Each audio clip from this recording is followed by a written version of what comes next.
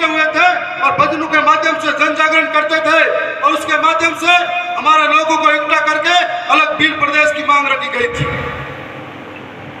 मैंने राजस्थान की विधानसभा के अंदर पिछली बार जब सत्र चला था तब कहा था, पत्र तो नहीं लिख पाया था, लेकिन राजस्थान की सरकार के अंदर भजन लाल जी मुख्यमंत्री के सामने आंखों से आंखें मिला के कहा था कि आदिवासी मेरा धर्म है, जोहार मेरा अभिवादन है, प्रगति मेरी पूजा है, तीर कमान मेरी पहचान है, अम्बेडकर बिरसा मेरा स्वाभिमान है और भील प्रदेश मेरा अधिकार है और ये अधिकार हम लेकर रहेंगे।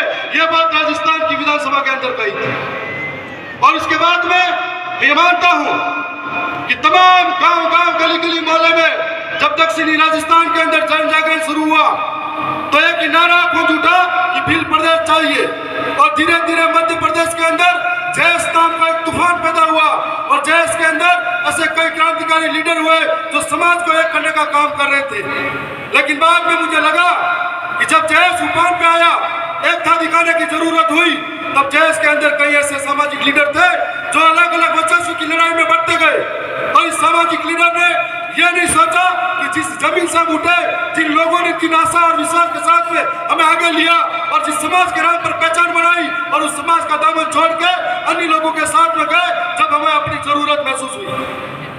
आज दक्षिणी राजस्थान के साथ साथ में गुजरात, महाराष्ट्र के अंदर भी ये लड़ाई भील प्रदेश की है जो घर घर पहुंची है और दक्षिणी राजस्थान एक आईना है जिसको देखकर आज पूरे देश के आदिवासी एकजुट होने का कार्य कर रहे हैं।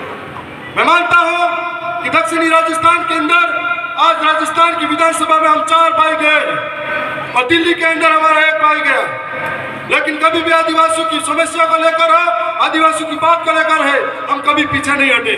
हमारे पुरखों की अधूरी इच्छा थी, उसके लिए हम लड़े और हमें मालूम है कि जिन पुरखों की अधूरी इच्छा की वजह से हम लोग हमारा कर्तव्य निभाते हुए इस समाज के सर्टिफिकेट बनवा गए। मैं ये मानता हूँ, आपके बीच में ये बात भी रखना चाहूंगा कि आखिर भील प्रदेश क्यों जरूरी है। भील प्रदेश इसलिए जरूरी है कि 5वीं अनुसूची इलाके में आज तक लागू नहीं हुई और लागू हो जाए। भील प्रदेश इसलिए जरूरी है कि कोई हमारे सिर पे आकर मुद्दा नहीं। भील प्रदेश इसलिए जरूरी है कोई हमको घसीट के मारे नहीं। भील प्रदेश इसलिए जरूरी है कोई हमारी बहन बेटी को जिंदा दफनाए नहीं। भील प्रदेश इसलिए जरूरी है कि कार्तिक भील जैसे को मारे नहीं। भील प्रदेश इसलिए जरूरी है कोई मटके से पानी छूने से मारा नहीं।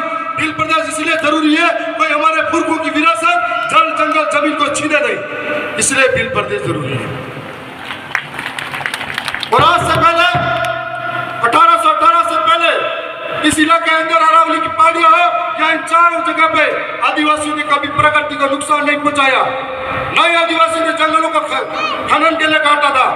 और आज सरकार ऐसे ऐसे कानून ला रही है जो वन विभाग के अंदर हमारे आदिवासी वर्षों से इस जमीन पे रह रहे थे, ये वन विभाग के कानून बाद में आए, उससे पहले रह रहे थे। सरकार उनको बेघर करने का काम कर रही है, लेकिन खनन के नाम पर, कभी विकास के नाम पर आदिवासियों को विस्थापित करने का काम कर रहे हैं। और कभी कभी जब हक की बात करते हैं तो नक्सलवादी कहकर उन्हें मारा जाता है। जिस तरह के मध्य प्रदेश के अंदर बेघर जनजाति को, आदिवासियों को मारा जा रहा है, तो यदि हमारा भील प्रदेश होगा हम लोग सुरक्षित होंगे, हमारा अधिकार बचा पाएंगे। और भील प्रदेश तब बनेगा जब हर एक घर घर में बिरसा मुंडा पैदा होगा, हर एक घर घर में कालीबाई कलशुआ पैदा होगी, ये विचार जिंदा होंगे, ये विचार पैदा होंगे, तब भील प्रदेश जरूर बनेगा। और मैं मानता हूं इस लड़ाई के अंदर अब बहुत सारे साथी नए जुड़ते जा रहे हैं। और राजस्थान के अंदर हो, भोपाल के अंदर हो, या गुजरात के गांधीनगर हो, या महाराष्ट्र के मुंबई में हो, जब तक हमारी विचारधारा के लोग उस सदन के अंदर पहुंचेंगे, टेबल बजा के सरकार की आंखों में आके डालकर बोलेंगे कि हमें भील प्रदेश चाहिए, तो जरूर भील प्रदेश बनेगा। और ये जरूरत है समय के साथ में। पहले भी कई राज्य बने हैं, कोई भाषा के आधार पर भी बने हैं, कोई क्षेत्र के आधार पर भी बने हैं, कोई बोली के आधार पर भी बने हैं। तो इस प्रकार से भील प्रदेश की हमारे पुरखों की मांग है, उस विरासत को हमें लेना होगा।